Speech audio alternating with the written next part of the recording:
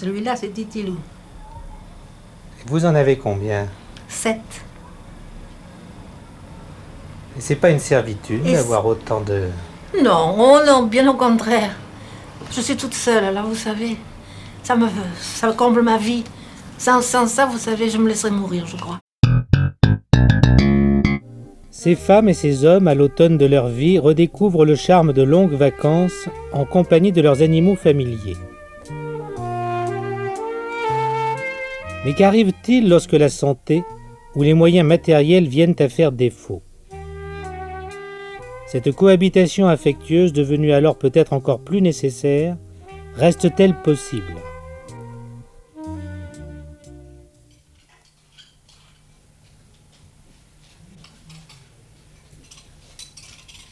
La première étape de notre enquête nous emmène à l'hôpital Paul Brousse, près de Paris.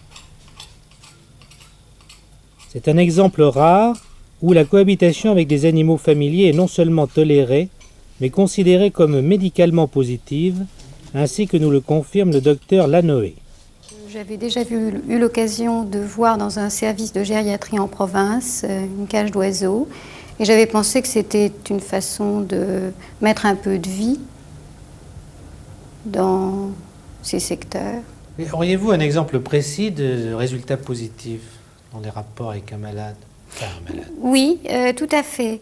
J'ai effectivement l'exemple d'un patient qui est d'origine italienne et qui est à Paul Brousse depuis plusieurs années et qui, lorsque nous avons amené cette cage de tourterelle, s'est effectivement animé. Je pense qu'il en avait eu dans sa jeunesse. Et il s'est beaucoup intéressé, non seulement il est venu leur donner à manger, mais il a surveillé l'éclosion des œufs. Et puis, il a fait une mauvaise chute et depuis, il n'arrive plus à marcher, il est immobilisé dans son fauteuil et malheureusement, on ne peut plus l'amener ici. Madame, est-ce que votre serin a un nom? Écoutez, je crois que c'est un canari. On m'a dit que c'était un canari. Et qui vous l'a donné? Un nom. Oui, un nom. Fifi, je l'appelle. Vous l'entendez bouger, là? Oui, j'entends, doit être ses ailes ou ses petites pattes. Oui. Vous savez qu'on lui a mis une glace dans la cage? Oui. Et elle se regarde de temps en temps. Ah ben oui, j'ai fait mettre une glace, n'est-ce pas, pour qu'il ne se croit pas tout seul, lui, se voyant dans la glace. Il croit que c'est un petit camarade qui est avec lui, un petit compagnon. Enfin, je me suis imaginé ça. Vous vous sentiriez plus seul si vous ne l'aviez pas? Ah, beaucoup plus. L'ambiance est moins monotone. Je ne sais pas s'il y a du soleil aujourd'hui. Non, non, pas aujourd'hui. Il n'y a pas de soleil. Quand il y a du soleil, il chante davantage. Oui. Ah si, d'ailleurs, la présence de tous les animaux, enfin de tous les animaux, que l'on peut avoir près de soi. Justement, est-ce que ce n'est pas un problème dans un hôpital? Eh bien, si, ça me pose un problème. Encore, ça va bien parce que les infirmières, là, il n'y a pas longtemps que je suis dans ce pavillon qui vient d'ouvrir. Mais les infirmières, là, s'en occupent, lui donnent à manger, le nettoient. Moi, je ne peux rien faire. Je suis trop invalide pour m'en occuper. Elle est là, ma pipi. Oui, ma Joanne, oui, ma chérie. Oh, t'es mémette. Son mémette est là. Hein? Qui c'est qui l'a élevé, son mémette? C'est Momo, son mémère, son pépère. Hein? Il l'a élevé au biberon, sa maman n'avait pas de lait. Hein, mon chéri? Hein, ma fifi, à moi? Hein? Comment s'appelle votre petite chienne, monsieur? Diane. Diane. Diane. Et quel âge a-t-elle? Elle a 3 mois et demi. Donc vous l'avez eue depuis que vous êtes... Depuis, attendez, je l'ai eu au mois de décembre. Décembre à peu près. Non, novembre. Et vous êtes à Paul Brousse depuis quand? Ça fait 6 ans. Et c'est permis d'avoir des chiens ici? Eh ben, c'est la directrice qui m'a permis. Je lui ai demandé d'abord l'autorisation, ainsi qu'à la chef de clinique, Mlle Baumann. J'ai demandé, elle m'a dit oui, c'est accepté. Mais sous condition qu'il soit propre. Donc elle est propre, ça d'accord, dehors, elle ne peut pas la machiner, elle couche chez moi le soir, la nuit, elle est très propre. Et personne ne s'en plaint. Et est-ce que ça vous aide à vivre? Oui, ça m'aide à vivre. Et ça me rend un bon moral. Et vis-à-vis des camarades qui sont ici, les petites dames, les petites vieilles qui sont ici, moi-même, et les pépères aussi, ils viennent la caresser du matin au soir. Et leur dire bonsoir à ma petite chienne. Et la caresser avant de se coucher. C'est un peu la mascotte alors du Voilà, pavillon. c'est la mascotte du régiment. Comme on dit, une mascotte du régiment et une mascotte de l'hôpital, c'est pareil pour moi. Il pourrait même s'y intéresser davantage si nous avions nous-mêmes le temps de les y intéresser davantage. Et là, il y a des problèmes à ce niveau-là, c'est-à-dire de l'encadrement de... Vous savez, je crois que c'est très simple. Je pense que la présence de ces animaux est une sorte de tentative d'humanisation, mais je crois qu'il ne faut pas se méprendre sur les termes. Et l'humanisation, c'est d'abord la présence d'hommes et non pas la présence d'animaux. Le manque de personnel, mais aussi le manque de conviction et de bonne volonté rendent l'expérience de Paul Brousse exceptionnelle. Il y a donc le cas des personnes âgées qui refusent hospitalisation pour ne pas se séparer de leurs compagnons. Ses yeux. Comment s'appelle votre chat là? Titilou. Titilou. Celui-là, c'est Titilou. Vous en avez combien? 7. Et c'est pas une servitude Et d'avoir autant de... Non, oh non, bien au contraire. Je suis toute seule, là, vous savez. Ça comble ma vie. Sans ça, vous savez, je me laisserais mourir, je crois. Titilou, viens, mon chéri. C'est tout des ramassés, tous des pauvres chats malheureux que j'ai recueillis, les uns après les autres. J'en ai un, il a 13 ans. J'en ai une autre qui était dans une automobile, dans le moteur. Toute disloquée. C'est Sissi. Elle a 12 ans maintenant. J'en ai un autre qui a 8 ans, 5 ans, 3 ans, et le dernier, il a 1 an et demi. Depuis mon enfance, j'ai toujours eu des chats, j'ai toujours eu des chiens. Parce qu'avant, j'avais des chiens.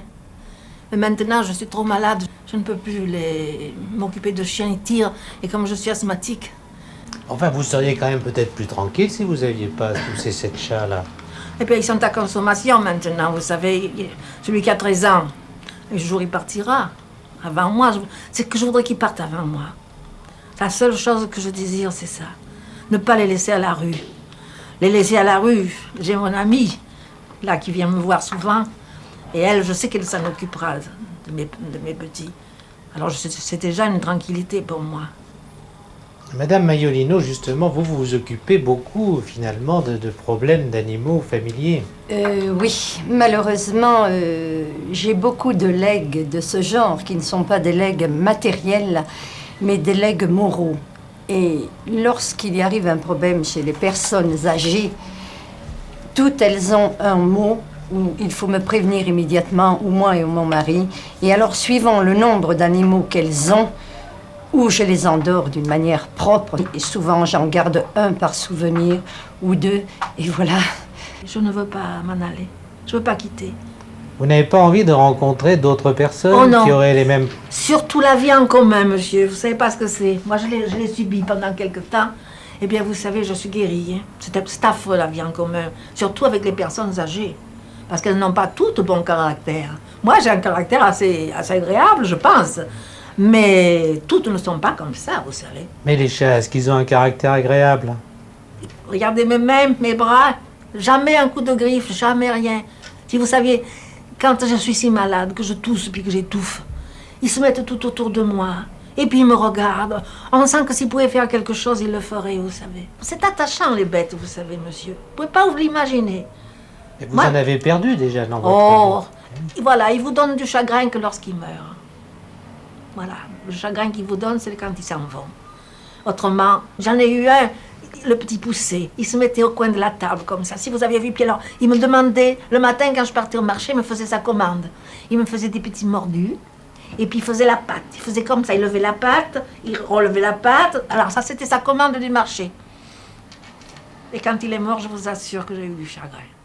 C'est le problème de ces gens qui vieillissent seuls, sans être entourés. Parce que maintenant, tout le monde dit « Oh, une maison de retraite, une maison de retraite ». Mais il faut garder quand même l'individu, son individualité, le respect de son indépendance. Comment faire face à toutes les situations?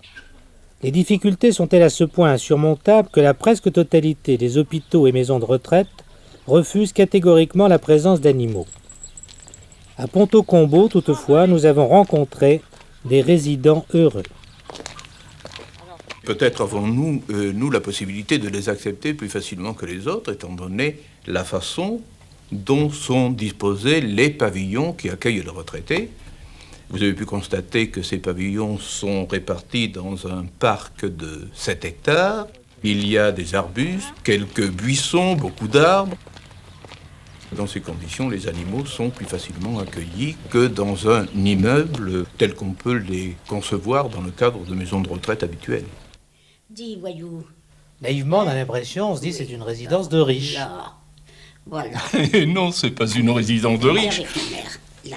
Nous avons Voilà. affaire à une clientèle d'ouvriers du bâtiment et des travaux publics. Oui.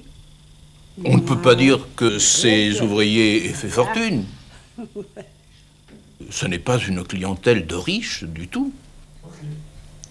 Comment s'appelle-t-il? Popeye, Et quel âge a-t-il? 6 ans. Ah, elle, C'est-à-dire que vous l'avez eu après la retraite déjà. après la retraite. Et vous étiez déjà au centre ici? Non, on l'a amené de Paris. Vous l'ameniez de Paris? Oui, oui. Et bien justement, alors vous l'avez eu avant Avant de venir ici. Et c'était pas un problème? Mais on savait quand même, nous, depuis, par nos lectures, on savait qu'on amenait des animaux ici. Et vous, madame, qu'est-ce que vous auriez fait si vous n'aviez pas trouvé de maison de repos qui accepte l'animal? Ça m'aurait donné à réfléchir, monsieur. Vous vivez avec Voilà. lui depuis combien de temps, madame Maurice? Eh ben, à bien dire, 11 ans, presque. 11 ans. Je l'ai eu, il avait quoi, 2 mois. Alors, Et vous étiez chez vous à ce moment-là? j'étais chez nous et mon mari était déjà à l'hôpital. C'est les enfants qui partaient en vacances et qui n'ont pas voulu le laisser. Puis quand ils sont venus, il était trop gros pour le ramener avec les autres. Alors je l'ai gardé. Et je ne le regrette pas. Et oui, mais alors, comment Parce ça que- s'est passé quand vous avez dû quitter votre maison pour venir dans une maison de retraite? Eh bien, c'est-à-dire que je savais que je pouvais l'emmener. Et si demain il y avait une décision où l'on dit il n'est pas question dans aucune maison de retraite de garder les animaux? Je ferais vilain.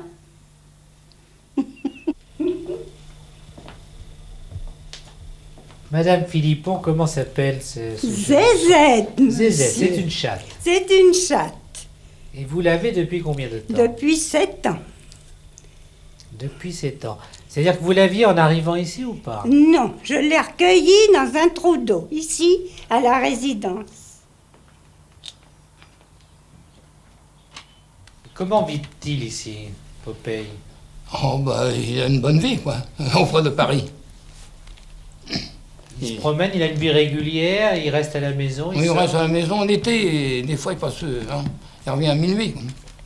Mais c'est amusant parce que il vient nous conduire au repas. Là-bas, à l'accueil, quoi, au repas, puis il nous reprend après. Il revient avec nous. Ah, il Ah, vous accompagne quand oui, vous oui, allez il au nous restaurant. accompagne là-bas. Ah. Et il revient avec nous, il nous attend. Elle sort de la maison un Ah peu? oui, elle va faire son petit tour dans la résidence. 1 heure ou 2, puis elle rentre. Et les autres pensionnaires, enfin les autres résidents, est-ce qu'ils acceptent facilement les résidents qui possèdent des animaux? Certains. Certains. Ici, c'est très bien, mais il faut éviter que le chien il ne cavale pas partout, qu'il ne fasse pas ses besoins n'importe où. Alors, tous les jours, ça fait une sortie. Le matin, on la sort, et puis l'après-midi, on la sort.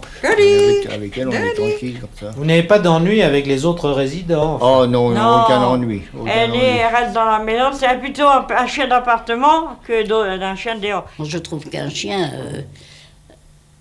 déjà, on ne doit pas les laisser courir et il les laisse courir. Eh bien, non. Moi, j'estime que j'aurai un chien, je le sortirai à la laisse et j'irai le faire faire. Il y a un grand terrain derrière, ils peuvent courir. Il y a des problèmes de voisinage, il y a des problèmes de mésentente entre les bêtes, enfin. Mais en fait, ce sont des problèmes, mais en même temps, ce sont des sujets d'animation. Hein, je pense que dans une maison de retraite, on ne peut pas tout peindre en bleu et puis dire c'est parfait, tout va très bien, etc. Je crois que les gens ont besoin d'avoir de temps en temps quelques petits ennuis, quelques petits problèmes, quelques petites contrariétés même, parce que, en fin de compte, c'est ça la vie. Elle a quel âge, Zézette? 7 ans. 7 ans. C'est-à-dire que là, vous avez encore... Oui, j'espère, au moins 7 ans ou 8 ans à l'avoir. J'espère. Mais même après, même plus tard, vous aimeriez... Ah, je ne sais pas, oui. Je crois. Et si vous disparaissez? Eh ben oui, voilà, c'est le problème, monsieur. C'est ça. C'est ça qui fait hésiter à présent. C'est un problème que nous avons toujours résolu, parce que nous sommes quand même une collectivité, parce que le résident malade a des voisins, parce que le voisin est un homme qui généralement aime les bêtes et s'occupe donc de l'animal qui reste tout seul dans la maison. Jusqu'à maintenant, ça ne s'est jamais traduit par un problème insoluble. Madame Maurice, est-ce que vous vivriez facilement sans votre chat? Eh bien, j'aurais du mal je me sentirais vraiment seule. Ça, je l'avoue. Parce que c'est un vrai compagnon. Mais bouge pas, allons. Hein? Ça, c'est un vrai compagnon, vous savez.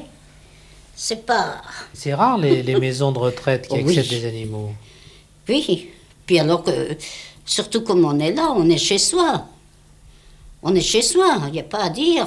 Vous partez, vous faites ce que vous voulez. La seule chose, vous êtes obligé de prévenir, forcément. Mais autrement, on est libre. Ce n'est pas parce qu'une personne est rentrée dans une maison de retraite pour que sa vie soit changée pour autant. Dans ce sens-là, nous essayons de conserver à la personne qui vient ici la même vie qu'elle connaissait avant d'y venir. Les bêtes font partie de cette vie. Paul Brousse, Ponto Combo ne sont heureusement pas des cas uniques, mais ils restent exceptionnels. Certes, ici comme ailleurs, il convient d'être raisonnable. L'amour des animaux passe avant tout par une saine appréciation des responsabilités des maîtres, même âgés. Encore faudrait-il essayer de résoudre leurs problèmes autrement que par le refus. Il faut pour cela mobiliser les ressources de l'imagination et celles de la générosité.